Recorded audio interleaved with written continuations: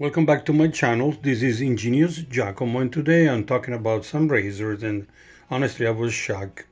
This is like a trimmer combo.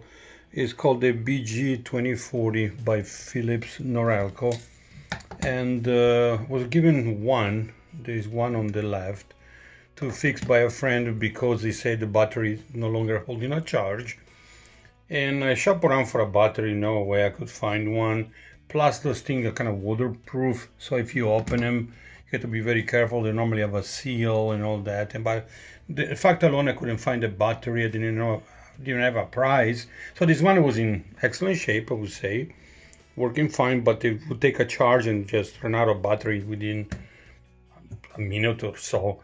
So I was able to find one on eBay for less than $20.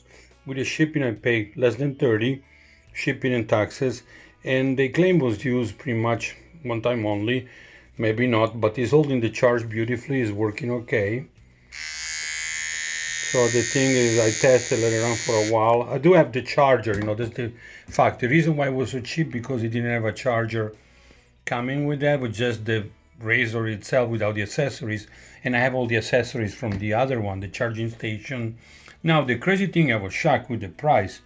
How something like this, a little grooming thing, is like $300 something.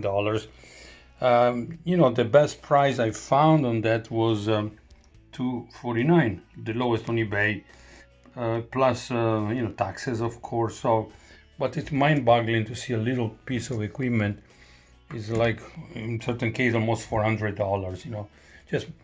I can't believe it. Now the crazy thing about it is I took a picture next to each other of this one. There is another model who's similar, but he has the charging with a cord you plug in, and it starts like $150 brand new, but I was able to find it brand new as low as $42.